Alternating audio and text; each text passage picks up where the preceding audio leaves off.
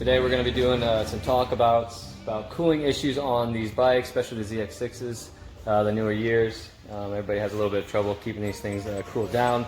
I've done everything I can think of in my power to get this thing to stay cool, but now we're going to do a little bit more. We're going to actually remove the thermostat, we're going to gut it, and we are going to drain the coolant, which I run distilled water with water wetter, but it's about time I run some new. Stuff breaks down over time. So we're going to do that, we're going to flush all that out, and we're going to gut this thermostat, put it back in, and we're also going to add a secondary water pump that will push the coolant through a little faster with a little more force, and you can actually push the coolant through with the bike turned off. So you can shut your bike off and the coolant doesn't just stop, and you can allow the coolant to travel through without the bike running, which will cool the bike down immediately. So that's the plan. Let's go over this and see how it goes.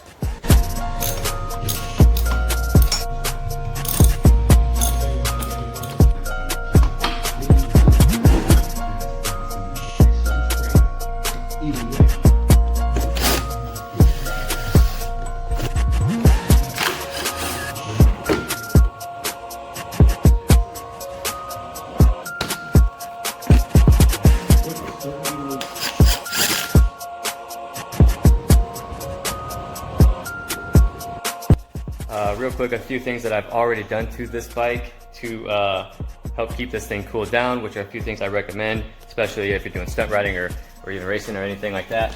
You want to get like some silicone hoses of some sort. They can withstand a little more pressure when you're at high temps and just pushing at high RPMs.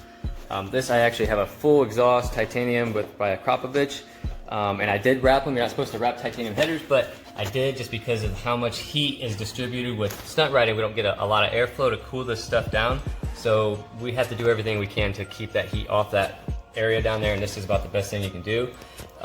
If you have stock headers, I recommend ceramic coating them and then wrapping them as well. And I'm not even kidding, you can touch the pipe when the bike's 200 degrees and you'll be fine.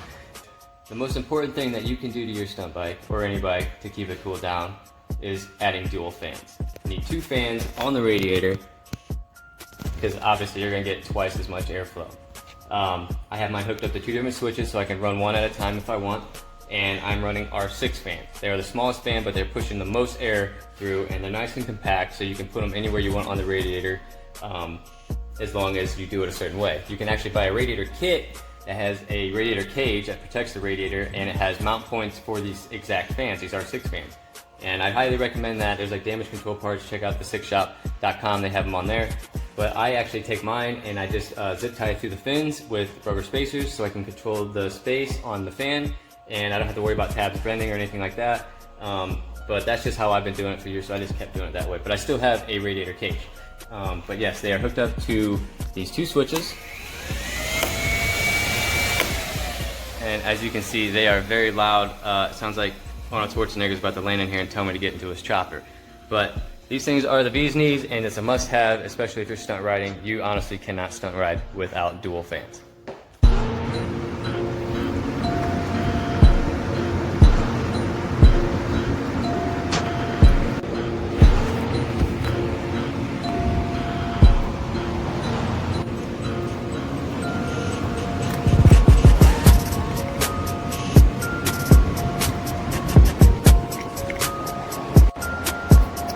Alright, so here it is in one piece, but I went ahead and already cut it. You can see when you take this off, when you cut these little dudes off, this thing just kind of falls apart.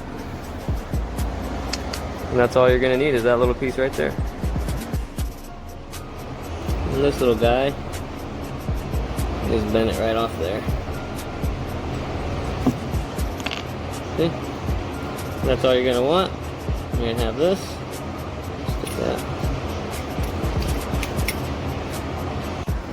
Now some guys like to just leave this thing wide open.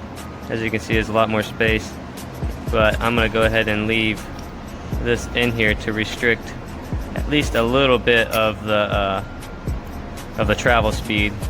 You know, maybe hopefully it'll let that coolant cool down just a little faster in the radiator. You go down here and you look at this little bolt right here. That is your coolant drain plug.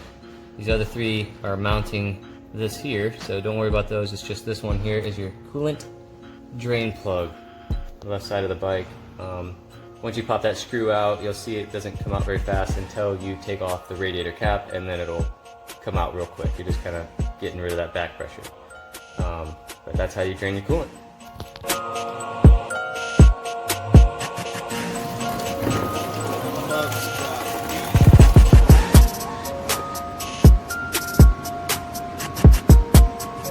Now that you got the coolant out of the bike and the thermostat out, gutted, put back in, you are either ready to start putting the coolant back in the bike, or I recommend adding the secondary water pump if you have ordered one.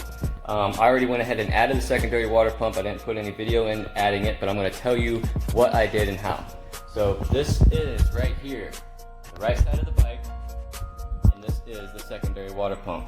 This is your main line coming out of the radiator, and it usually goes into a three-way, but as you see it's just a two-way. Don't worry about that, just leave your three-way on there, it's fine. But run off the other end of the three-way into the pump.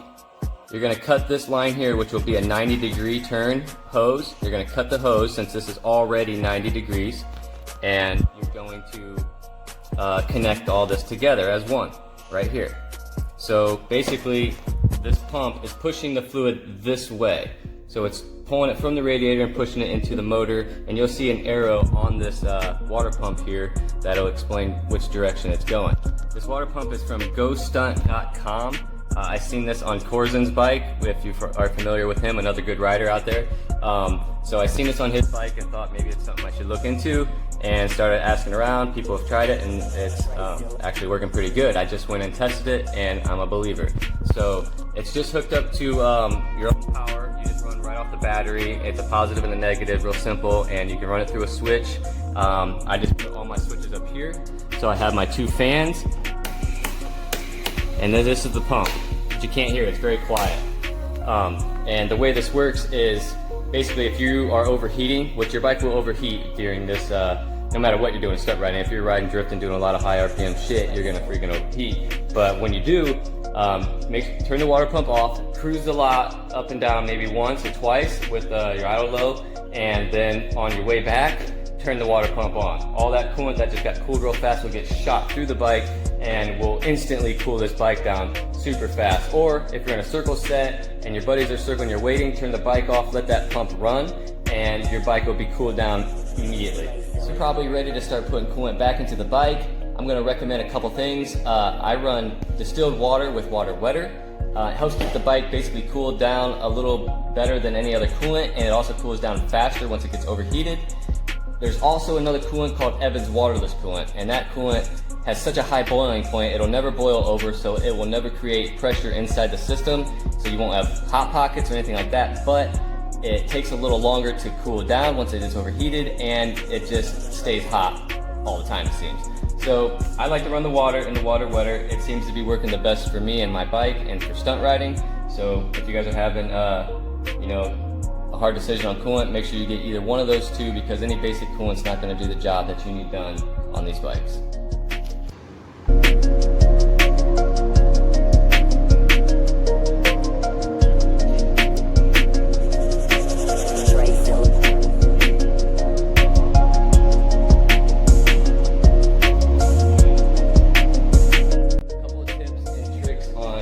Putting the coolant inside the bike is you want to make sure you get all the air bubbles out of the system as you are filling it. So once you pop the radiator cap off, you get your funnel and your set, fill the system up basically all the way to about a couple inches from the top. And once you do that, if you added the secondary water pump, go ahead and turn that on every now and then just to kind of push some coolant through, but you can start the bike. And once you start the bike, kind of let it run, let it get a little bit warmer, and kind of give it some blips. And also while you're doing that, shake the bike. Shaking the bike will help a lot. Pinching the hoses will help. And you basically want to keep down there, keep an eye on it with a flashlight of some sort, and kind of watch and see if you see air bubbles coming out. If you keep seeing them, keep doing what you're doing and keep working the system, keep putting coolant back in, turning the bike off and on, and doing this repeatedly over and over again will eventually get all that air out. And once you keep moving the bike around and doing this and you see no more air bubbles, you are good to go. Put the cap on, start her up.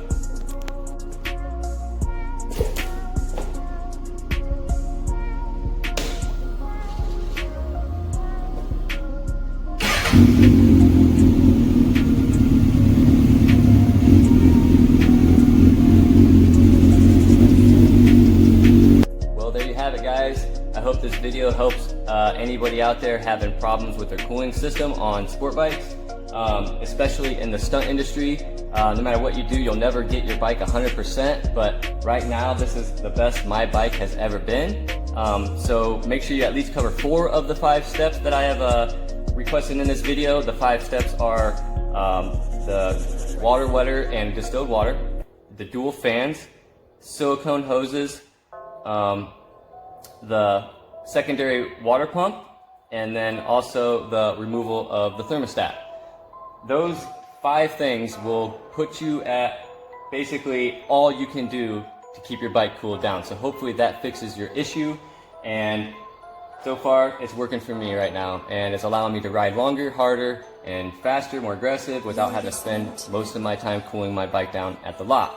So hopefully this helps for you guys. Subscribe to my channel, hopefully to see some more videos like this to teach you guys a few things about the stunt industry and a little bit of what I know and some of my knowledge. So stay tuned, guys.